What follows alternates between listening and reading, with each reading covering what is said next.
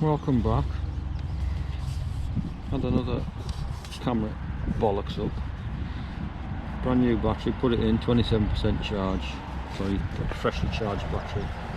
Took that out, put another one in, 100% charge. Set off, done a rather boring intro. 3 seconds worth of that, well not even that, was video, which then froze. And then another few seconds was me rabbiting on, and then it just stopped. So I don't know what's up with it. Maybe it's having a fit because it hasn't been used for a while. Anyways, we've just cracked 10,000 miles, and of course, hey, Scotland. So, yeah, it was pissing down on the way up. It's decided to get brighter. The weather forecast said it was going to be anyways. So, cheers. 10,002 miles. I was hoping this lay-by would come up at 10,000 on the nose so I could get a snap. But to be fair, when you look at how many miles we do, to be 2 miles out, that's not bad. And this is where we are. Oh shit, this isn't planned right. Hang on.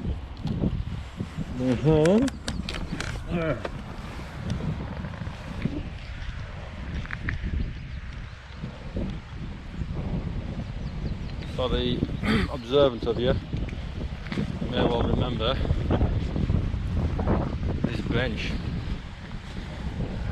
It was where we'd done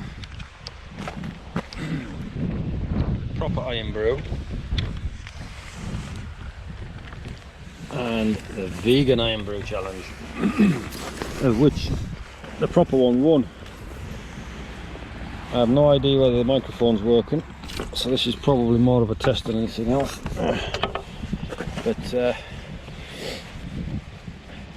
yeah, I've not used the camera now.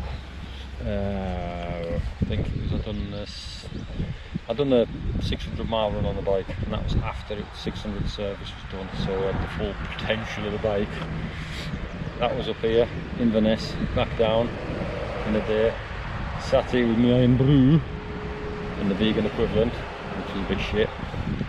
And that was the last video I'd done on the bike. And that was in July 2022. Shit. Since then, I've done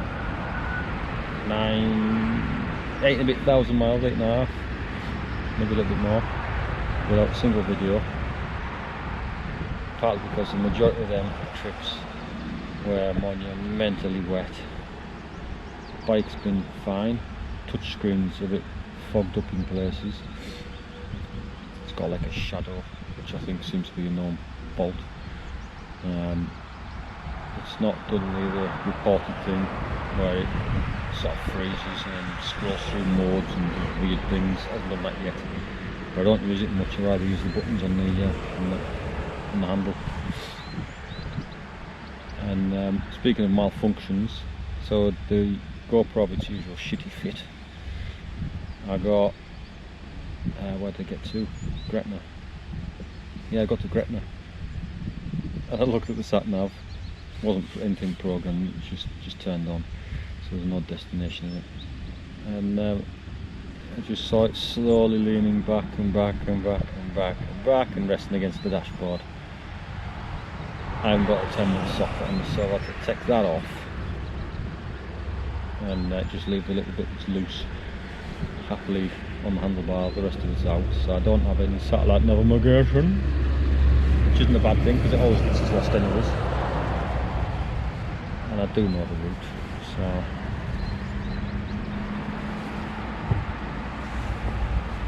when in Scotland, these new lids, by the way, are fucking awful. Update on the bike, Dunlop tyres it came with. I got a puncture in Aberdeenshire last October before last. I've done a final tour, and I got a bloody electrician's cable clip right in the tyre, right in the edge, bastard. there was still a little bit of life left in it and all, which was the annoying thing. And that was at 6,000 something miles it was. So plugged it with one of them licorice stringy things that held brilliantly, didn't let any pressure down. Because it was close to the edge of the tyre though, they said that they couldn't plug it, you better off changing it, so changed it for the same one, because that tyre had proven itself in the rain, GPR 300 or something done there. And then ran that tyre, original front, and that tyre just seemed crap in the wet. I had several moments with it. One on this trip up here, the previous time, where I come across the noon, went around a bend and the back end just went which made a little bit of poo come out. It was over before I realised it, so it was never going to be any worse, but you know, didn't feel like that at the time. What else? That tyre seemed to wear down probably, I don't know, after about 4,000 miles it was looking like it was knackered. So booked a camping trip to Wales. So I'll try Wales instead of Scotland. Don't like the Welsh, don't like the road signs. Got there just before the 20-mile-an-hour limits were all shoved everywhere, which was a bit lucky.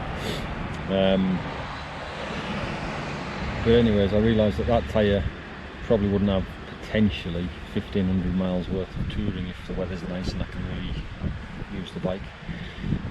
So I managed to get it squeezed in. Lloyd Honda, the people that supplied the bike, so impressed they got it squeezed in. I think I seen them on the Thursday. Got the tyres booked in and they fitted them on the Monday on us. No, the Tuesday I was due to leave, so that was pretty good. And I put Rotec ones on, which are very nice. They're firmer tyre, they definitely feel firmer on the bumps. £420. Oh no, motherfucker! So I've not really had a chance to use them properly because the roads have always been a bit wet, but they feel nice and they look nice. Not much else to report really. Still can't get Android Auto to work with my phone. Well, it does, but not consistently. Went camping. Bought a Lone Rider Moto Tent. That big one you can park your bike in. Very many pounds. Took it this week actually. Went in the car instead of the bike because the forecast was just monumentally wet, so I thought, sod it, I'm still going, I'm just going to take the car. And first night, so unimpressed. Slightest bit of wind hitting the side of the thing, and it just wanted to fold itself up. So I thought, surely there's more. No, there's like 3 hoops basically, and 2 of the hoops, one at each end, got a guying point each side, and the middle one hasn't, and it's the middle one that wants to fold up whenever the wind hits it. So I thought, have I got a tent where they've, I don't know, built it on a Friday and just missed half the points off? So I've done a bit of looking at pictures and it seems not. So that's a bit of a shit design. So I'm going to have to try and find some kind of pole type tarp clip things so I can make my own. But yeah, mega thumbs down for that. But the tent itself didn't let a drop of rain in, and it was monumentally wet. It absolutely pissed off for 3 days solid, and not a drop came in. It was brilliant. So it's certainly been tested. It's very comfortable. The bedroomy thing is it's only just for 2 people, mind, if you want to go 2. It's not a big sleeping area, but yeah. I'm not tired. Excellent waterproofness, and I think on a calm day or a sheltered site, outstanding tent, but definitely needs extra guying points. So if anybody knows some kind of clamp that you can get to go around the pole, the tent pole, which is in the sleeve of the tent.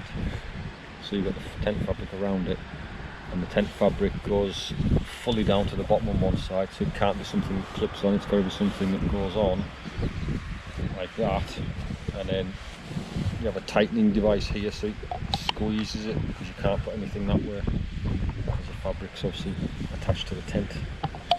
Shit, that's clear as mud. I've looked and looked and looked, and all I can find is tarp clips, but they're like that wide and they don't really open far enough, and when they do open far enough, the clip thing that you slide up to make them bite in doesn't slide because you've opened the jaw too far. So that needs a little bit of research, but it's not a bad tent.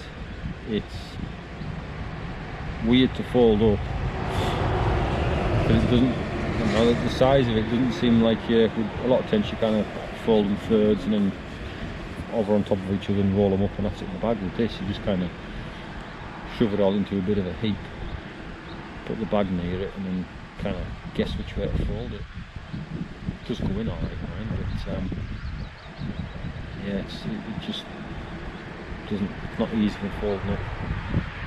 Would I buy it again? Don't know.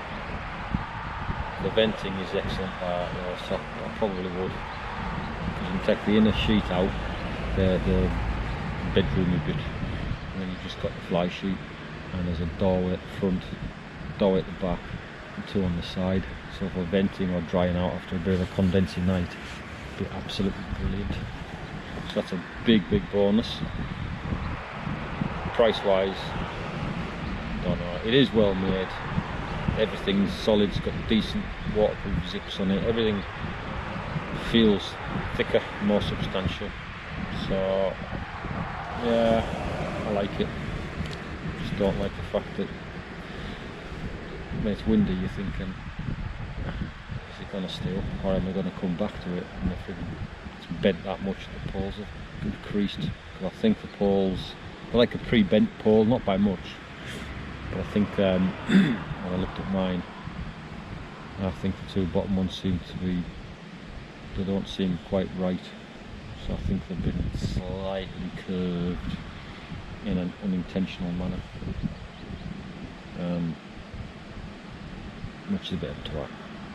But it comes with like a little metal collar thing, which I'm guessing is if a pole snaps or bends, you can put this collar over it, and like a little repair patch, puncture kind of patch thing.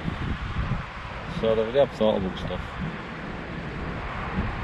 And yeah, it's the only tent I've got where I've had that much water coming down, and the actual, just putting the tent straight onto the ground, that hasn't actually wetted out and soaked through. It's really good. Right, I may attempt to record again with the GoPro. It seems a shame not for you to witness me refreshing my soul. Can't use the thing, what do you call it? I don't know what it's called. Yes, I do. Sat nav. So I'll have to knock my music off. And the plan is, oh, someone's doing a 3-point turn on the road. What a stupid place to do that, you idiot. Christ almighty. Fucking hell, all those accidents. Yeah, the plan is to go back across to Auburn, and then Auburn back to the Greenwelly area. Yeah, the Greenwelly stop. And then from there back to Carl. Oh, they're coming in here now. What a muppet, honestly.